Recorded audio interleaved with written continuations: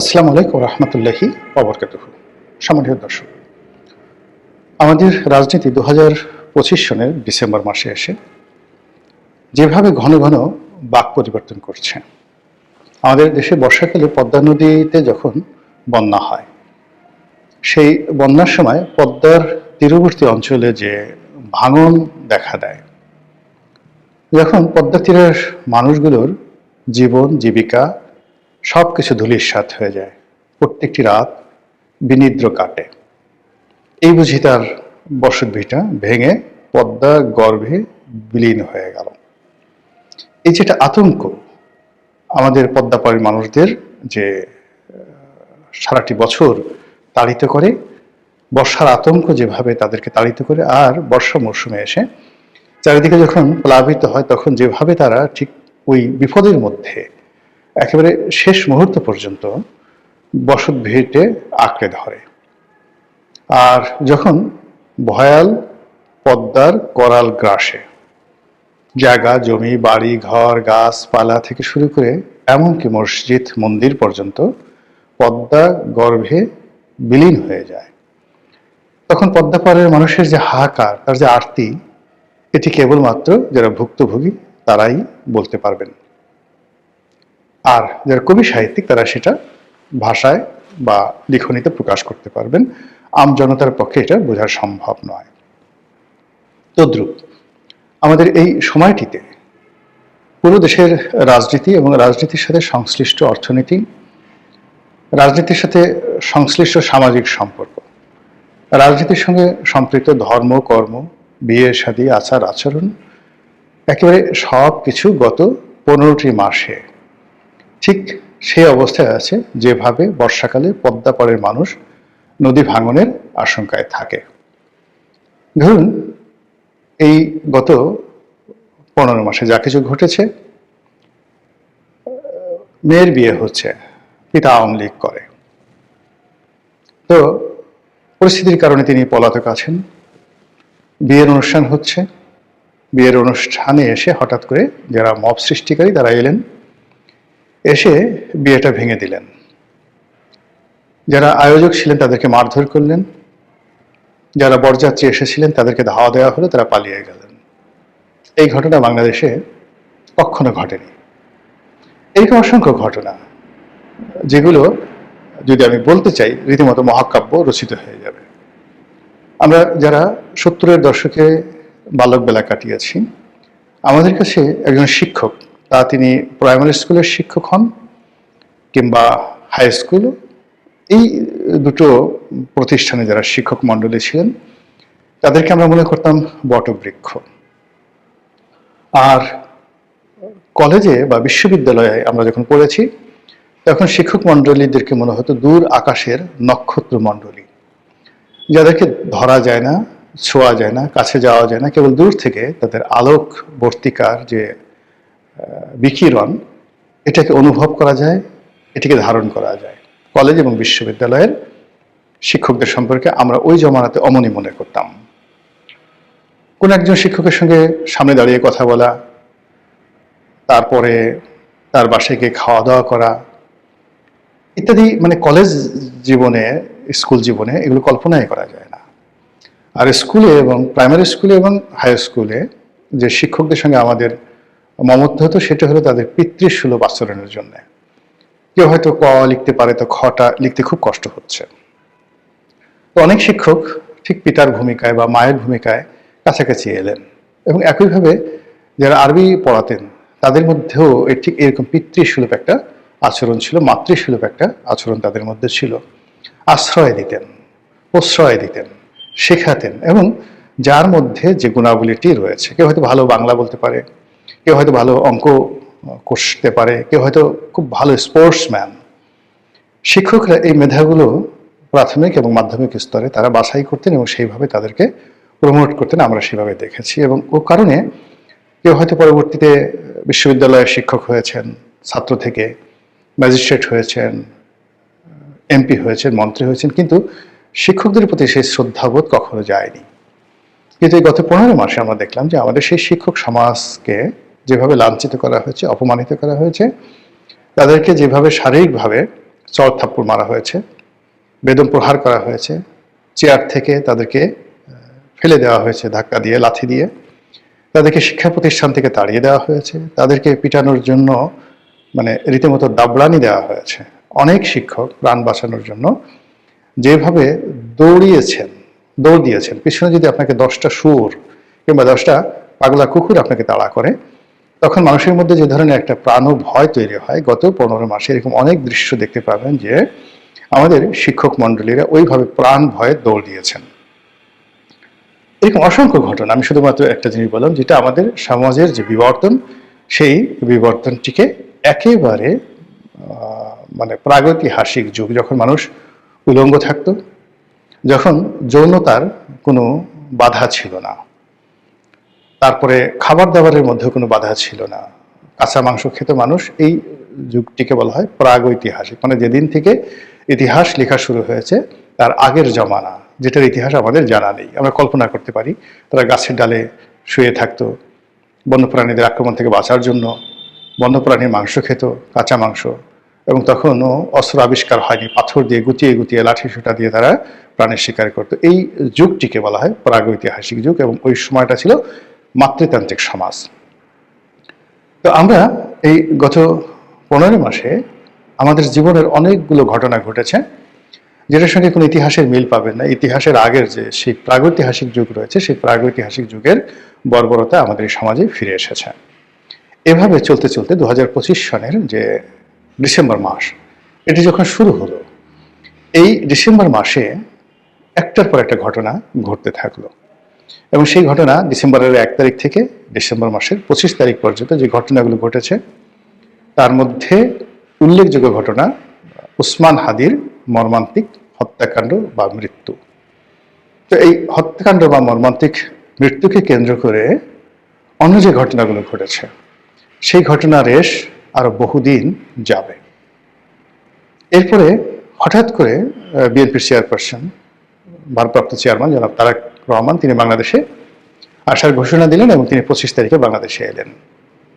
তার আসার পরে 25, 26, 27, 28 এই 3 দিন বাংলাদেশে, 25, 26, 27, 28 মোট 4 দিন সারা বাংলাদেশে যে ঘটনাগুলো ঘটলো, এটা বিএনপির লোকও কল্পনা করতে পারেনি, আর বিএনপির যারা প্রতিপক্ষ তারা তো একেবারেই কল্পনা করতে পারেনি। পুরো রাজনীতির যেটিকে বলা হয় কোর্স অফ অ্যাকশন, সেই অ্যাকশনগুলো একেবারে এলোমেলো হয়ে গেছে।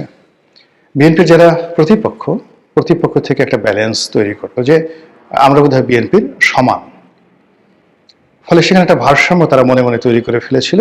আর বিএনপি যদিও তাদের যারা প্রতিপক্ষ তাদেরকে কখনো রাজনৈতিক শক্তি মনে করেনি, ফলে এখানে একটা চিন্তা চেতনার মধ্যে একটা ভীষণ রকম ভারসাম্যহীনতা। বিএনপির 35% যারা বিএনপির সাপোর্টার, তারা মনে করছেন জামাত, এনসিপি এরা কোনো রাজনৈতিক প্রতিপক্ষ নয়, দলও নয়, এদের কোনো ক্ষমতা নেই, কাজেই তাদেরকে কোনো পাত্তা দেওয়া বা তাদের সাথে সমঝোতা করা দরকার নেই, আমরা এমনিতেই ক্ষমতা চলে আসবো।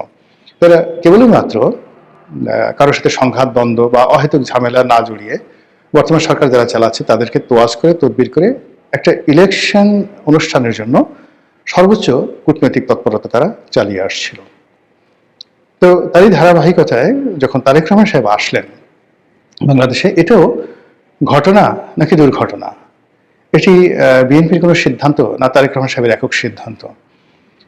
এই যে তারেক রহমান সাহেবের বাংলাদেশে আগমন, এটার পেছনে কি ডক্টর মোহাম্মদ ইউনূসের গ্রিন সিগন্যাল, নাকি এটার পেছনে ভারতের গ্রিন সিগন্যাল, নাকি রাশিয়ার গ্রিন সিগন্যাল? এই বিষয়গুলো নিয়ে আলোচনা হচ্ছে এবং এইগুলো নিষ্পত্তি হওয়া খুবই জরুরি। এর কারণ হলো এই বিষয়গুলোর উপরে আগামী দিনের যে বাংলাদেশ নামক রাষ্ট্র, সেই রাষ্ট্রটির শ্রেণী চরিত্র নির্ভর করছে, যেটা বলছিলাম। তো তারেক রহমান সাহেব আসার পর যেটি হলো, রাজনীতির যে ভারসাম্যটি ছিল এই গত 15 মাস ধরে, সেই ভারসাম্যটি পুরো একেবারে 180 ডিগ্রি অ্যাঙ্গেলে উল্টে গেছে। বিএনপির যারা লোকজন রয়েছেন তারা প্রাণান্ত চেষ্টা করছে এখন তারেক রহমান সাহেবের দৃষ্টি আকর্ষণ করার জন্য, যে রাষ্ট্রীয় প্রতিষ্ঠানগুলো কিংবা ব্যবসায়িক প্রতিষ্ঠানগুলো, কর্পোরেট হাউসগুলো, মিডিয়াগুলো এতদিন এনসিপির তেলবাজি করত, ডক্টর মোহাম্মদ ইউনূসের মনোরঞ্জনের চেষ্টা করত, আর আওয়ামী লীগের বিষোদ্গার করত, এবং বিএনপির ব্যাপারে 50-50। তারা এখন ধরেই নিয়েছে যে তারেক রহমান সাহেব প্রধানমন্ত্রী, বিএনপি ক্ষমতায় আসছে, বাকি যে রাজনৈতিক দলগুলো তারা আনাকুম জানাকুম, কাজে তাদেরকে ভুলে গিয়ে একেবারে 100% তারেক রহমান সাহেব বিএনপি বন্দনা, এটিকে এখন বাংলাদেশের সর্বস্তরে শুরু হয়েছে, যা কিনা বিএনপি যারা প্রতিপক্ষ তাদেরকে অপমানিত, লাঞ্ছিত, বিক্ষুব্ধ, ঈর্ষান্বিত করে তুলছে। যারা দুর্বল চিত্তের, বিরোধী পক্ষে যারা দুর্বল চিত্তের, তারা ইতিমধ্যে এলোমেলো হয়ে গেছে, বিরোধী শিবিরে ভাঙন শুরু হয়ে গেছে।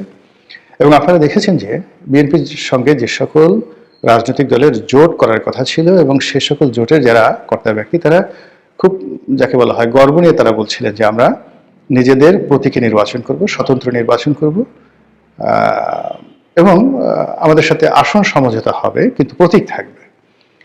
কিন্তু এই তারেক রহমান সাহেব আসার পরে তাদের মনে হচ্ছে যে বিএনপির যে জোয়ার এসেছে, এখানে ধানের শীষের বাইরে অন্য কোনো প্রতীক নিয়ে, সেটা রাজনৈতিক দলের হোক কিংবা স্বতন্ত্র হোক, অন্য কোনো প্রতীক নিয়ে মাঠে দাঁড়ানো যাবে না। থানা পুলিশ প্রশাসন কেউ তাদের সঙ্গে কথাও বলবে না, নেতাকর্মীরা তাদেরকে পাত্তা দেবে না, এবং জনগণের সামনে যদি তাদেরকে রাম ধোলাই করা হয়, রাজনৈতিক প্রতিপক্ষ যদি তাদের উপর জুলুম অত্যাচার করে, তাহলে তাদেরকে রক্ষা করার জন্য কেউ এগিয়ে আসবে না। ফলে বিএনপির বাইরে বেশ কয়েকজন নেতা তারা তাদের দল ত্যাগ করে বিএনপিতে যোগদান করে ফেলেছে, যেটা আমরা কল্পনা করতে পারিনি। আমরা আসন সমঝোতার যে প্রেডিকশনগুলো করেছিলাম গত কয়েক মাস ধরে, যে বিএনপি হয়তো 100 সিট ছেড়ে দিবে, তাদের হাতে সেই 200 সিট রাখবে, কিন্তু সেটা দেখা গেল যে বিএনপি এখন এমন একটা পর্যায়ে চলে গেছে, তারা 6-7টি সিটে ছাড় দিয়েছে, এবং শেষ পর্যন্ত এই 6-7টি সিট থাকবে কিনা তাও মানে সন্দেহের বিষয়। বিশেষ করে আসাম আব্দুর রব, তারপরে মাহমুদুর রহমান মান্নার সাহেবের মতো মানুষ কেন যেন এই সময়টিতে বিএনপি থেকে দূরে সরে পড়েছে। তাদের অনেক ক্ষোভ বিএনপির বিরুদ্ধে। অন্যান্য ছোট ছোট যে রাজনৈতিক দলগুলো ছিল, তারা ইতিমধ্যে কেউ পুরো রাজনৈতিক তাদের সত্তা পার্টি বিলুপ্ত করে তারা বিএনপিতে বিলীন হয়ে গেছেন, আর কেউ কেউ আংশিক অর্ধেক আছেন আর অর্ধেক বিএনপিতে চলে গেছে। ফলে বিএনপির অভ্যন্তরীণ রাজনীতি এবং জোটগত রাজনীতি, এই রাজনীতিতে অভাবিত ঘটনাগুলো ঘটছে এবং ভারসাম্য নষ্ট হয়ে গেছে। এবং যখনই কোনো একটা জায়গাতে ভারসাম্য নষ্ট হয়, তখন সেখানে হয়তো মানে পাহাড়ের মতো কোনো কিছু একটা উঁচু হয়ে ওঠে, অথবা সেখানে হ্রদের মতো, পুকুরের মতো মাটি দেবে গিয়ে একটা কৃত্রিম হ্রদ তৈরি করতে, বা একটা ন্যাচারাল সেই জলাভূমি তৈরি করে। বিএনপির এই সাইডে যা কিছু হচ্ছে, আবার বিএনপির যেটা অপোজিট সাইড, যেমন জামাত, হেফাজত, চরমোনাই, তারা বিএনপিকে একটি একক শক্তি ধরে বিএনপিকে পরাজিত করার জন্য যেভাবে আশাবাদী হয়েছিল, এখন তারা মনে করছে যে বিএনপি যদি ক্ষমতায় আসে এবং তারেক রহমান সাহেব যদি প্রধানমন্ত্রী হন, তাহলে তাদের অনেকের পিঠের চামড়া থাকবে না। পিঠের চামড়া থাকবে না এই কারণে যে তাদের কাছে 2001 থেকে 2006 এই সময়ের যে স্মৃতি আছে, সেখানে জনাব তারেক রহমান সাহেবকে তারা মনে করছেন যে তিনি একজন রাফ এবং টাফ মানুষ, তিনি কোনো কিছু সহজে ছেড়ে দেওয়ার মতো মানুষ নন। তিনি রাজনীতি করছেন গত সেই 17 বছর ধরে, অনেক ভালো ভালো কথা বলছেন, অনেক পরিবর্তন হয়েছেন, পশ্চিমা ধাঁচের চিন্তা চেতনা দ্বারা তিনি প্রভাবিত হয়েছেন। এগুলো কথার কথা, এগুলো সান্ত্বনা, কিন্তু বাস্তবতা হলো যে তার যে মৌলিক ক্যারেক্টারিস্টিক, তার যে চরিত্র, তিনি কেমন রাজনীতি করবেন, কি করতে পারেন, কি করবেন ইত্যাদি বিষয়গুলোর একটা পোর্ট্রেট তৈরি হয়েছে 2001 থেকে 2006 সাল এই সময়টিতে।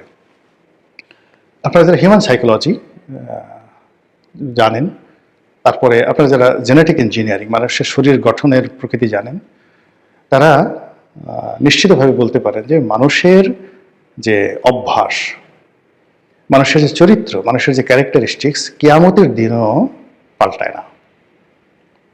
যারা দুনিয়াতে মিথ্যা কথা বলে, তারা কিয়ামতের দিন হাসরের নাসরের ময়দানে আল্লাহর সামনে দাঁড়িয়ে মিথ্যা বলবেন। আল্লাহ বিভিন্ন সাক্ষী হাজির করবেন, এমনকি ওই সমস্ত লোকদের হাতের জবান খুলে দেবেন। হাত বলবে যে ও চুরি করেছে, ঠোঁট বলবে ও মিথ্যা কথা বলেছে, যৌনাঙ্গ বলবে ও জেনা করেছে, কিন্তু তারপরে সে মিথ্যা কথা বলবে যে না, আমি এগুলো করিনি। এইগুলো মানুষের নফস।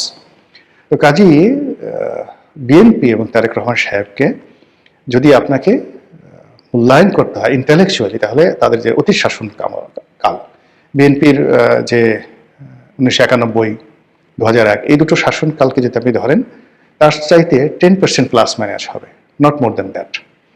আর ব্যক্তি তারেক রহমান সাহেবকে নিয়ে যদি আপনি চিন্তা করেন, তাহলে তার যে 2001 থেকে 2006 ওই সময়টাতে তার যে কর্মকাণ্ড, এটির 10% প্লাস মাইনাস হবে, নট মোর দ্যান দ্যাট।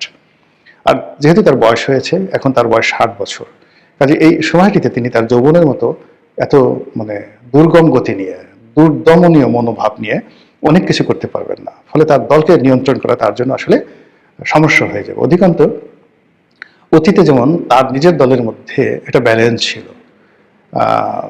সেখানে অনেক প্রবীণ প্রাজ্ঞ রাজনীতিবিদ ছিলেন যারা এখন নেই।